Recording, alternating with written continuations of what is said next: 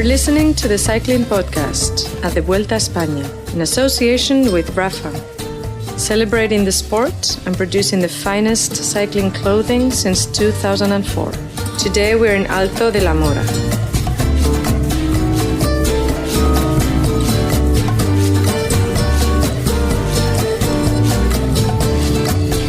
Hello, my name's Richard Moore. I'm with Fran Reyes. Hello, Richard. And we were played in there with some noise from the start of the stage today. The Alberto Contador every day gets a great reception, huge crowds around the Trek Segafredo bus, but particularly big today. Lots of kids there as well, and he took a lot of time to stop and sign autographs and pose for pictures and stuff, so recorded some of that. We were expecting a show from him today. He gave us a bit of a show, ultimately paid for it, one could argue. But Fran, before we crack on with the tale of the Etapa, which as punishment you're going to be doing tonight, and I hope it's exhaustive, and I hope there's nothing left out of that. You are abusing your power, you know that. Describe the setting. I mean, we're standing here on a sort of balcony looking out over a remarkable vista in Sierra Nevada, and it's a ski center. Obviously the slopes, we can see the slopes, we can see the infrastructure for the skiing. Obviously there's no snow at the moment. It's about 2,500 meters. It's incredibly high, and it is absolutely spectacular. There are many reasons why I love living in Granada, and this is definitely one of them. The Sierra Nevada feels like a completely different place to reach and a completely different place to live when you are Fran, here. You've gone into a sort of trance. I'm a bit worried. Sorry. Maybe I get so emotional and so inspired. I can see you seeking for some poetry there to describe. It's not poetry. It's just You used up all your poetry in your kilometre zero on this stage, which I hope people have enjoyed. There's been getting good feedback on that. I mean, in summary, it's beautiful. Yeah, exactly. It's just beautiful. Come here, see it, experience it, and you will get quite a better view of it, a better perception of it, that what I can tell you, actually. Yeah, funny, because the climb itself isn't so beautiful. It's a big wide road. It's a sort of motorway climb. The bits of it lower down are stunning, but the place itself, the setting up here and the views that you get are extraordinary. There are two ways to climb up to Sierra Nevada. From the crossroads at El Dornajo, which is the summit of the Azallanas climb. And one is this general road, which is awful for cycling because it's too wide, too exposed to the wind, and really feels long and boring. And then we had the Collado de las Sabinas, which is a different, more twisty, more narrow, full of trees road, even harder. But they couldn't use it today because some environmental authorities that didn't allow it. Your voice sounds. I hope your voice is going to survive. Is this a coincidence, or does it have something to do with the fact that you stayed at home in Granada last night and went out with friends? It's not a coincidence. It has something to do with that because I guess the ice on the drinks I had yesterday are taking its toll. The ice, right, Fran? Without further ado, give us a tale of an eventful Etapa, and we've got. Coming up tonight, lots of interviews. Ilnur Zakarin, interesting interview with him. When I say interesting, I mean it's in combination of English and Russian. And we'll hear from Michael Woods, who rode very well again today. And we'll hear a little bit from Nicholas Roach as well in the final part on something a bit different. But crack on, Fran. It's interesting. You say that it was a eventual stage, and when I was coming down from the finish line, I was thinking this stage has been such a disappointment for me. Well, maybe that will come through in your tale of the Etapa. Yeah, the tale of the Etapa is so long that I guess it was eventful.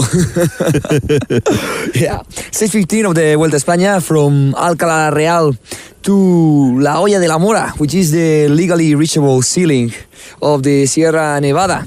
On the way, the riders had to go through the climbs of Azallanas and El Purche before heading up to La Hoya. The breakaway really struggled to establish itself on the first half of the stage, which was more or less gentle with flat terrain. Every GC team was trying to send members up the road and to limit the amount of representation that its rivals had at the front. So that led to some negative racing. Finally, it was a meaningless breakaway of 8 riders to get away, out of which 3 survived past Azallanas, Stefan Roseto from Cofidis, Nelson Oliveira from Movistar team, and Sander Armé from Lotto Soudal, who was the first to reach the top of Azallanas and was awarded the combativity prize after the stage. The climb to Bogar Sierra was really thrilling in the bunch. The peloton was frantically fighting for position as they knew that this descent down to Huejar and the bottom of the climb to Azallanas, which was sharp and fast and quite technical, could create some gaps. Yet the descent happened, the Azallanas climb began, and we saw no move from GC favorites. Peter Stetina was the first to lead the fireworks and was overtaken by Romain Bardet from IG Tour and Adam Yates from Orica-Scott, who were later joined by Steven Kruijswijk from Noro L and Jumbo. Those three, along with Roseto, Oliveira and Armé, reached the summit with over 3 minutes of advantage on a rather big bunch of 50-odd riders that climbed Azallanas 4 minutes slower than Chris Horner back in 2013, which gives us an idea of how little aggression there was in the group. On the descent from Azallanas to Monachil, the pace was increased by Astana, who set an high tempo in order to bridge the gap and help the options of Miguel Angel Lopez of getting a stage win. So the gap went down to 1 minute 30 seconds at the bottom of El Purche. It was on the beginning of this climb that Adam Yates rode off the rest of his recreational companions and began a solo climb that was almost successful on getting him a stage victory. Meanwhile, on the peloton, Alberto Contador launched an attack midway through the climb of El Purche, which was echoed by Miguel Angel Lopez, the Colombian climber from Astana. The duo cooperated and built a gap that exceeded the minute on the group of favorites, which was led by Team Sky. Said group was losing riders steadily as the kilometers went by, with top 15 cyclists such as Nicolas Roche from BMC and David de la Cruz from Quick-Step being quickly dropped and consequently losing a big chunk of time on the finish line. The race went past El Purche and tackled the climb to La Hoya de Mora via the awful general road of Sierra Nevada. Headwind appeared and took its toll, rendering more and more difficult for any attack to prosper, as Vincenzo Nibali from Bahrain Merida could confirm when he accelerated with 13 kilometers to go to be quickly brought back to the Sky Group. With 6 kilometers to go, Superman Lopez took off. He dropped Contador and flew all the way to catch and surpass Adam Yates too, thus netting his second mountaintop stage finish on this Vuelta. Meanwhile, in the GC group, Ilnur Zakarin accelerated with a couple of kilometers to go to gain a few seconds on his rivals and be seconds at the finish line, with Kelderman crossing it in third position and Froome in fifth. Contador dramatically blew on the last kilometer and lost 40 seconds to Chris Froome, who keeps the leadership of the overall classification with 1 minute on Vincenzo Nibali and roughly 2 on Ilnur Zakarin and Wilco Kelderman from Sunweb Giant. Chris Froome is the new leader as well of the point classification with a 3-point advantage on the Matteo Trentin, while Davide Melela keeps the mountain jersey with Miguel Angel Lopez edging closer in second position. And finally, Astana Pro Team leads the team classification. Hey, for a man who was not home yet at 5 o'clock in the morning, as a spy told me, that was very good, Fran. Very good. Yeah. Very detailed. And yeah, I mean, Villela, the King of the Mountains, interesting. I was waiting at the finish for Connor Dunn, who made it. But Villela was in the gruppetto. You know, I don't know how. I'm not sure what the mathematics are that have kept him in the King of the Mountains jersey, but he's doing something right, obviously, because he's not really a natural climber. I mean, interesting on the overall because Nibali is still second. Froome's advantage went out, despite him not really having to do anything from an aggressive point of view. He rode a defensive race today. The guy, Nibali put in a dig. Nibali had a go, and he paid for it, just as Esteban Chavez yesterday put in a dig on the final climb, and he paid for it. Today, Chavez rode a more conservative race and didn't lose out. And so, the rewards of the risk and reward of attacking it doesn't look good for those guys who are, in those top places. The only guy who did benefit today is Ilnur Zakarin, who I don't think we really mentioned last night, but is a bit of a sleeper. He's sneaking up there, and he leapfrogged Wilco Kelderman, who also rode extremely well today. I mean, Nibali was the guy that lost out a little bit today. Kelderman had another very good day, and there have been rumours that an illness is sweeping through that Team Sunweb. 2 of their riders were a little bit ill yesterday and finished well down. I spoke to Mark Reif, their sports director here at the finish, afterwards, and he said that there isn't an illness. The 2 guys were a bit under the weather, but it wasn't a kind of virus thing, they don't think, and they're much better today. So they're not concerned that there is illness in the ranks. Wilco Kelderman still looks very, very good. About the risk and reward of attacking, I think that the success of an attack depends essentially on if tactical craft and of the strength of the rider. Of course, an attack such as the one that Alberto Contador did today was more or less okay from a tactical standpoint, because it surprised the peloton at a point when they didn't expect anyone to accelerate. But only Miguel Angel Lopez could succeed because he had the legs to do it. An attack like the one that Vincenzo Nibali did with the peloton already having a high pace and a high tempo was bound to fail. And Ilnur Zakarin, he was very smart today. He rode on the wheel of Team Sky until 1 kilometer to go or so, and then took off to get tiny but yet meaningful. Yeah, and he's a good time trialist. He's a good time trialist. He's a guy who could well consolidate that podium place that he's in now. Well, let's hear from Ilnur Zakarin, shall we? You carried an interview with him at the finish. A 4-way interview. I mean, we always have this conversation about Zakarin because he does understand and speak English, but he doesn't like to in interviews. I interviewed him at the Giro, and he did speak English. He doesn't like to, so it's a bit of a combination here. We know that from his instant response in Russian to one of your questions, but who was Soigner translating? The first and only time that I sat down with Ilnur Zakarin for an interview was on the Team Katusha training camp. I'm not quite sure if this was this winter or the previous one.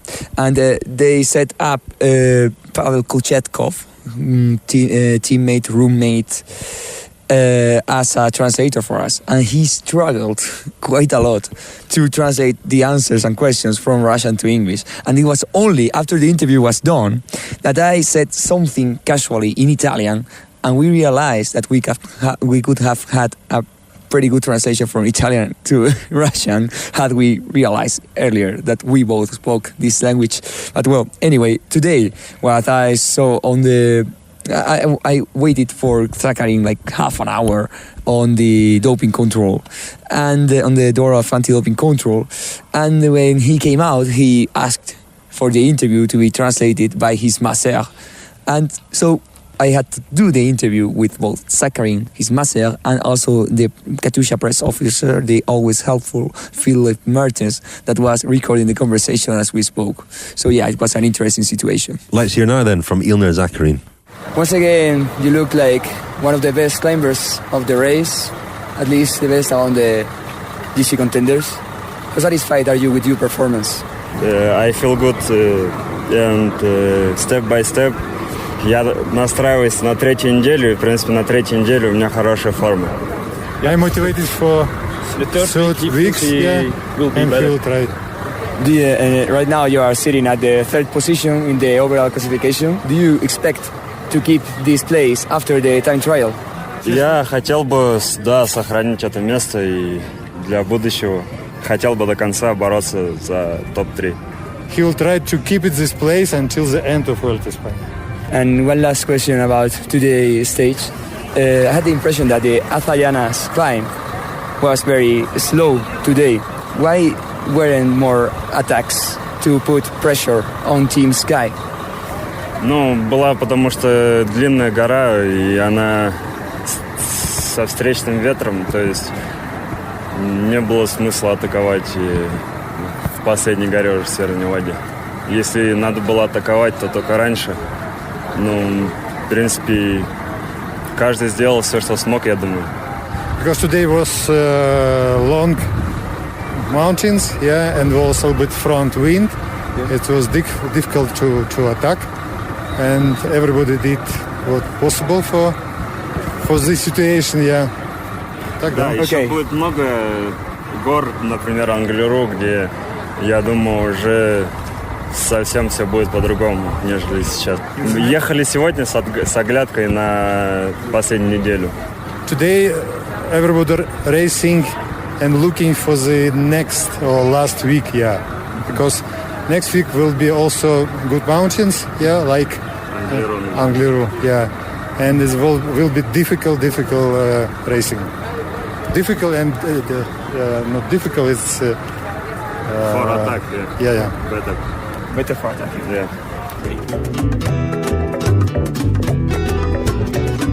The Cycling Podcast is supported by Science in Sport. Science in Sport, fueled by science.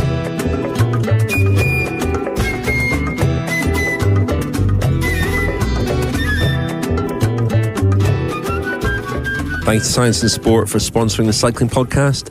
CPAUG20, CPAUG20 will get you 20% off at scienceandsport.com.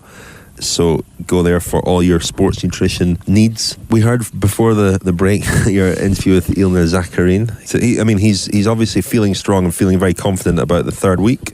Yeah. So there are still threats for Froome. I mean, they didn't let him go, but they didn't react as they might have done had it been a Nibali or a Chavez. You know, he's not one of the guys who perhaps has been regarded as a really big threat, but in moving up to third now, he will be, and so he'll be kept on a much tighter leash. Mm-hmm. Chris Froome came into the press room at the finish, well after the finish. They're all off now to catch a flight up to the north of Spain. Yeah. I'm catching a flight home tomorrow. I'm driving all the way to Logroño because the Cycling Podcast plane is busy with you. So yeah, sure. Anyway, Chris Froome, as I mentioned, came in. A good day for him, a good couple of days for him. Here's what he had to say in the press centre afterwards. Not necessarily surprised by Lopez and how strong he's been. He's been extremely consistent over the last few mountain stages, so I was expecting today that he would try again, especially with Astana pulling so much behind. It was clear the objective today of trying to win the stage with Lopez. And I'd say he's ridden a fantastic race. He's been very strong. From our side, we were more concentrated on obviously Vincenzo Nibali because he was second in GC. But if Lopez continues to take as much time as he does in the mountains, we're going to have to respond a bit faster to his attacks as well. But for now, we're just going to see how the GC is after the time trial, and then come up with a strategy for the last 5 days. Chris, the climb to Astana seemed a bit slow with a rather big group making it to the top. Were you surprised by the lack of aggression of your rivals? I think it's the end of a very hard block. It's the end of 2 days, extremely difficult, yesterday and today. And to be honest, I think everybody who had energy spent it already. I think everyone was on the limit. Yeah, we saw some little gaps in the end, just with an acceleration 500 meters to go. Already there were some gaps from the main GC group. Alberto Contador was dropped in the final. I think everyone gave everything they had today. I don't think anyone had much left. Interesting point, that one by Chris Froome. For me, it was pretty disappointing to see the GC riders and GC teams not doing any meaningful move in the Athens climb. Yet it's really true that this week of Vuelta has been pretty demanding for the riders, not only because of the course that has been hard with 3 proper mountain stages, but also because of the weather. How has it changed? That is quite hard for a cyclist body. Well, about the fatigue and as we said earlier about the whole risk and reward thing of attacking. Contador might have gone there, Nibali might have had to go there, but the problem is not so much Chris Froome but his team. I mean, we always have this debate about how much the team is a factor. Here, in this particular situation, the team is hugely important because we can see that Froome still has 1 or 2 men at the finish. And what Froome can do is use them up and use them to just not jump after attacks, but just set a steady tempo that makes, like today, it was agonising watching Nibali sort of dangle off the front, putting in a huge effort that, as I say, he then paid for, and have Wout Poels just gradually reel him in, because Nibali's making a big effort to get the gap, and then you pay for that. Wout Poels is just winding up more gradually, and there's less of a cost to that, especially in a steady climb such as the general road of Sierra Nevada, and with headwinds. This climb today was absolutely made for Chris Froome and for the way that Team Sky ride. Exactly, it was a Team Sky climb. I mean, it was a perfect contest. Whereas the Angleroo towards the end of next week, maybe a different proposition. Quite different proposition, quite different scenario. So I am afraid that the real interesting stages to try and unsettle Froome and Team Sky are already behind us. Maybe the stage to Gijón in the last week can be a tricky one, but I don't see many scenarios on which Chris Froome could lose the advantage he holds now, and the advantage, and especially the advantage he's going to hold after the time trial in Logroño next Tuesday. Yeah, well, before we hear from another of the GC guys who I spoke to at the finish, just a little word on Superman, who went close yesterday, got his stage win today, and Adam Yates as well, who put in a very good effort. We suspected that both Yates brothers had been sitting up. They certainly lost a lot of time yesterday, and with a view to going for stage wins, which is the strategy of other riders like Romain Bardet, and it almost came off for Adam Yates. He rode extremely well. I mean, a long part of that climb he was holding off Bardet, Lopez and Contador and Kruijswijk. That's a good, powerful group working hard to chase him, and he was holding the gap at a minute, so he was riding extremely well. But when Lopez caught him, he made a big effort to stay with him initially, and I think that was psychology as much as anything. Just position himself on Lopez's wheel, see if that could unsettle him. But when he blew up, you could hear the explosion throughout the valley, I would think, all the way down to Granada. Yeah, it was a hell of a ride by Adam Yates. I think it was an impressive performance, and one he can really be proud of. He clearly was kind of reliving all his trainings during the month of July here in Sierra Nevada, Granada and surroundings. And as for Superman Lopez, this was his type of climb. I was speaking on the finish line to Vincenzo Belda, son to Vicente, master to Miguel Angel Lopez.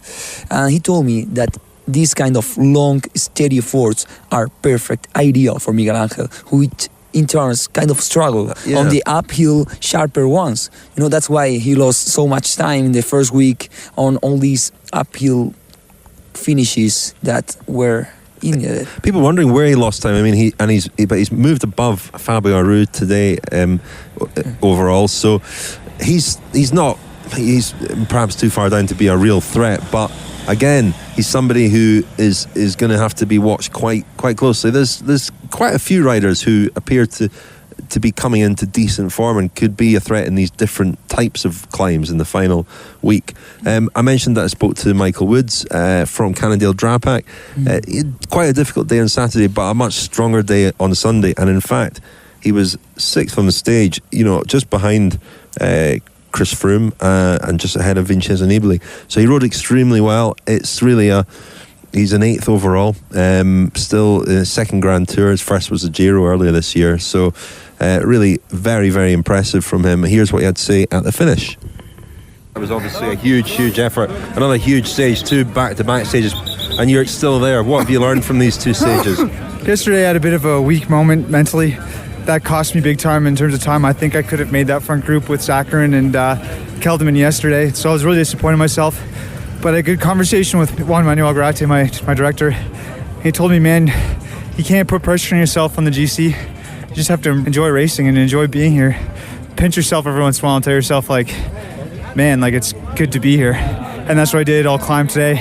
Just kind of broke it down kilometer by kilometer, and every so often tried to just remind myself that I'm here to have fun and race.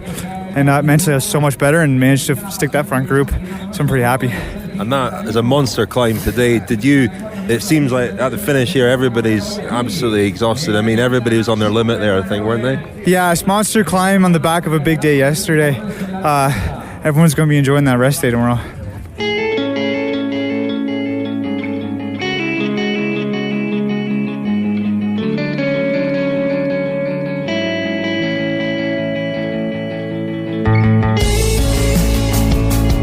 Listen to Kilometre Zero, our morning show at the Vuelta España, by becoming a friend of the Cycling Podcast at thecyclingpodcast.com.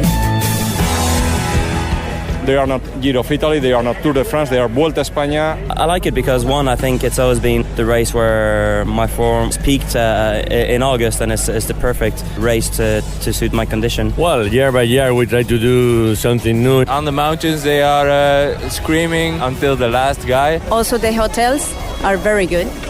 The best hotels of the 3 Grand Tours. It's just more relaxed. It's beautiful weather always. I like the food. I know perfectly what I have to order, in which area, which is the typical food, the wine. And from a riders, you know, there's so much opportunity, so many breakaways go to the finish. It's good for the young riders. The Rapha Cycling Club is the largest global community of its kind. Members share their passion for the road through rides, events, exclusive club kit and racing. Find out more at rapha.cc. What are you laughing at, Fran?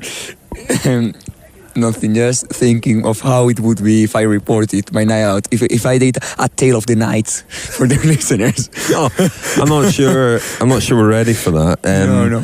Well, before the break we heard from Michael Woods, and then we heard a little trailer for Monday's rest day. That's a rest day, isn't it? Monday's Kilometre Zero episode number 7 of the 9 that we're producing here at the Vuelta. I know Lionel's got a couple of crackers for later in week 3, but Viva la Vuelta is the title of episode 7. It includes an interview with Javier Guillen.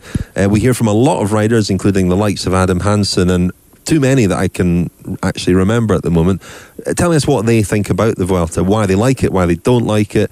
We hear a bit about Javier Guillen's plans to take the Vuelta outside Spain again for starts, perhaps even to Yorkshire. That's been rumoured for a while.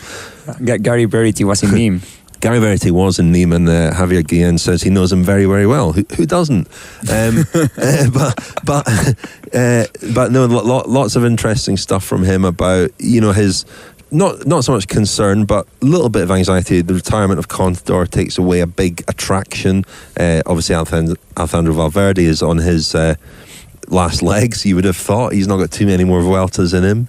Samuel Sanchez, another one of that generation, is not here because of a failed drugs test before the Vuelta started. So who's coming up to replace those guys? I mean, he said that he's a lot more optimistic now than he was a couple of years ago with the likes of David de la Cruz, Enric Mas, Mikel Landa. You know, there are perhaps replacements in the wings, and they seem to have appeared quite quickly. So he's not so worried about that, but he said a lot of interesting things. I think you did a couple of interviews for this episode as well, Fran? Yeah, with Kiko Garcia, technical director of the Vuelta, and I'm going to do another interview for this special. Richard Moore, journalist for the Cycling Podcast. What do you like about the Vuelta?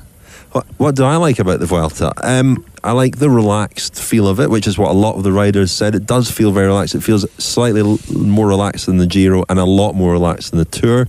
You know, the riders are generally, it's interesting, I think contracts have got quite a lot to do with that. You know, at the Giro, there's still a lot of riders who are not really sure what they're going to be doing the following year, and they are riding for their futures. At the Tour, if you're riding the Tour, chances are you're going to be okay the following year. Whereas at the Vuelta, it's a last chance saloon for some guys, and so there's pressure on those guys to perform, and yet the race does feel very, very relaxed. What I don't like about it are the transfers. Yeah, We've been driving a long, long way. Also, I mean, this Vuelta in particular, there have been lots and lots of stories, not necessarily all good stories, you know, from Sanchez to Cannondale Drapac and their uncertain future. Maxim Belkov being pushed off the bike. Yeah, there's been there have been really good talking points every day, really, and that keeps it interesting, doesn't it? So it's been very enjoyable. I'm preparing to bow out, Fran. So what I'm gonna do without you, man? We'll say our goodbyes at the end of the episode. Let's save that for now. I will save my emotion. No, my. You got some poetry for. No, I forgot. I'm this night out is taking its toll. This is going to be edited out. I'm struggling to find the word. Lágrimas, lacrime. tears. I will hold my tears until the end of the episode then. Yeah, do that, please. I don't want you to get any tears on the microphones. They're very sensitive to the water. Now listen, Fran, at the start this morning, slightly bad timing this, but I've been wanting to speak to him about this for a while, Nicholas Roach, because he was, I can't remember, he was 12th or 13th at the start of the day, but the two BMC GC riders, TJ Van Garderen and Nicholas Roach, were 12th and 13th. Van Garderen had not such a bad day today.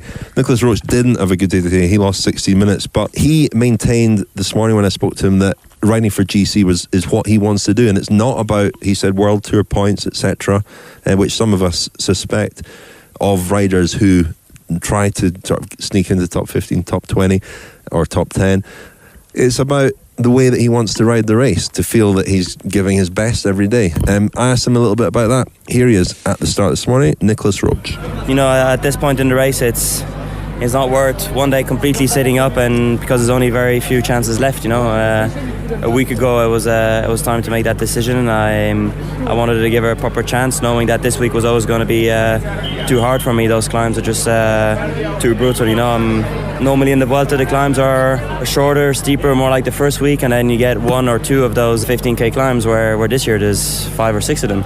So it changes a lot the GC perspective. But like I said before the Vuelta, I was in probably one of the best conditions I had in years, and I wanted to give a proper shot. But the reality is, against those 60 kilo climbers, I have no chance. Is there a dilemma in terms of how you race it, whether you do try for overall or, as you say, set up and maybe try for a stage with no guarantee that you will win a stage, of course, but is that a dilemma, and what comes into that decision? Is it World Tour points for, you know, finishing 10th, 11th, that kind of thing as well? No, well, not for me, you know, because at the end of the day, if you win a stage, there's more points than I think top 15, so it's very similar. At the moment, I'm in kind of that situation where there are points, but there aren't many points. You know, if you go for stages, there's also quite a lot of points now for stages. But I definitely don't ride for points that's or that hasn't even been talked about during the Vuelta. It was about giving me a chance to ride GC, and I think, you know, I rode aggressively some days on the attack, some others, and it's all about now going to Madrid and fighting day by day. I think that was the initial plan when I talked with the coach and the management. It was like, all right, this Vuelta, we just take it day by day and just kind of hang in there and just go forward. I mean, it goes against every instinct of a bike racer as well to sort of sit up one day and lose time. I guess the way you want to ride is to give your best every day. Is that fair to say? Yeah, totally fair. Yeah, it's. But on the other hand, sometimes to win a stage is kind of the only way to do it. You know, I've had a couple of top 10s already here in the Vuelta, so I was, I think, 10 days in the top 3 on GC, so whatever happens is not going to be a bad Vuelta. But obviously, you know, it would have been amazing to get a stage win, but you know, Madrid is still 6 days away. So that was Nicholas Roach. I mean, it is an interesting one, isn't it? We talked earlier about Adam Yates and deliberately losing time. Romain Bardet, obviously. Warren Barguil at the Tour de France did the same thing. Lost time, won stages. Winning stages isn't easy. It's not, you know, if Nicholas Roach was to sit up a couple of days and lose a lot of time, there's absolutely zero guarantee that he could win a stage. But he's a punchy rider, he's a powerful rider, he's got a good finish. You know, he used to be up there in bunch sprints. And he is somebody who you always think could perhaps you know, take that different approach, but it doesn't seem to be in his nature. I mean, I was asking about World Tour points. You know, to win a stage at the Vuelta, you win 100 World Tour points, okay? That is equivalent to finishing 12th overall. And I guess the question is, would you rather finish 12th overall or win a stage of the Vuelta? I guess it depends on the rider. I mean, we had an example yesterday or the day before with Louis Mainkins, another guy who just prefers to be racing on this suffering mode of struggling every day to finish off as high as possible on the GC, whereas most riders do prefer to get that day of glory, you know, that beautiful photo of them raising their arms at the finish line. To be honest, I respect Roach's and Mainkins' mindset, but I wouldn't go for that. I mean, especially when I have already explored my limits as a GC contender, why struggling again just to get less than remarkable result? We also see, we saw it at the Tour with Barguil, we see it here with Contador, how riding in an attacking, aggressive way, it makes you very popular with the fans. The fans love it. That's what we want from bike racing, and teams do love it too, and sponsors subsequently. Well, yeah. So there are other ways to add to your value than just World Tour points, but I guess a lot of the time it maybe does come down to that. I don't know, but yeah, I mean, in a way, it's a shame that maybe Roach, having lost 16 minutes a day, will take a slightly different approach now. Who knows? We'll see. But anyway, I thought it was interesting to ask him a little bit about that. So Fran, anything else to say about today's stage before we pack up and head down to Granada for what you've told me is going to be a delicious meal? Yeah, tocateja. You are going to get the best huevos rotos in Granada. But before you start salivating, I want to make a couple of local notes. One is about Rubén Fernández, rider from Movistar team, who pulled out today from the race. He has been struggling during this whole Vuelta with injuries, small injuries that are probably the kind of problems he wouldn't even notice if he was in a positive frame of mind. And today he struggled to make it to the top of Azallanas, and afterwards just decided to pull out completely and finish with a season that has pretty much been a nightmare for him since his crash in the winter that broke his jaw in various pieces, he hasn't been able to quite come back from that. He was taken out of the Tour de France team on the last minute, and that really harmed his morale. Hopefully he will come back in better shape next year. Another guy who has suffered a nightmare season has been Javi Moreno, the Bahrain rider. He was disqualified from the Giro. He rode a pretty anonymous Tour de France, and in this Vuelta a España he crashed again. He was telling me today, as he came to visit his team and to collect his bag that was still in the team car since the stage 4. He left an ambulance, didn't he? Yeah, he left in the ambulance, and he hadn't collected his personal effects yet.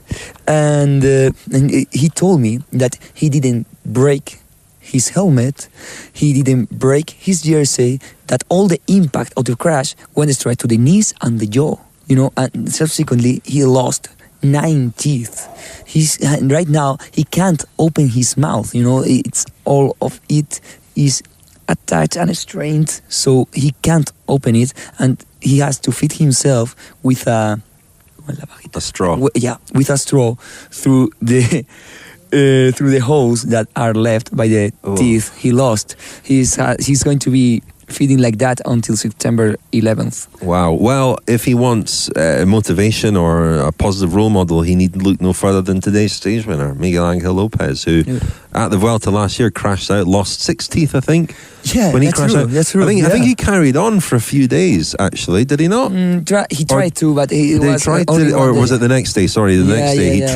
He started, and I'm not sure if that was on medical advice or not, but he didn't. That was the end of his season basically. And then over the winter, he was hit by a car, wasn't he, training, and he broke his tibia. Yeah. So he had, and we probably haven't made enough of that. The fact that he's come back at this level from these 2 terrible setbacks, and is obviously he's the Lopez that we saw at the Tour of Switzerland last year, who we thought was going to ride extremely well at the Vuelta, and here he is, basically 23 years old still, but starting to deliver on his enormous promise. Yeah, but I always look at the bright side of life. Thanks to these setbacks, he is fresh on this Vuelta. Always look on the bright side of life. Well, Fran, listen, I'm flying out tomorrow. I'm flying home. It's been an absolute pleasure. Thank you very much for, helping us through the Vuelta and adding all your local knowledge to our coverage. I think it's been great and people have been enjoying it, so thank you. Thank you, Richard, for having me on, and have a safe trip home. Thank you, and look after Lionel. Yeah, I will look after him, and we will feed him properly. Feed him properly. I mean, that's pretty much what I mean by look after Lionel. I mean, if he gets regular food, meal times and snacks, he's generally happy. So you just keep him well fed, and the next week will be very, very enjoyable. And Lionel will be back. Many of you will be reassured to hear to take up the reins again of Tale of the Etapa, unless he gets you to do it as a punishment again one night. But he'll be doing that every night. It'll be back to its usual kind of authoritative, detailed, all the facts that you need will be there in a Lionel manner. So anyway, I'll be listening at home. I'm looking forward to that. Great. In the meantime, bon voyage, Fran. Bon voyage, Ricardo.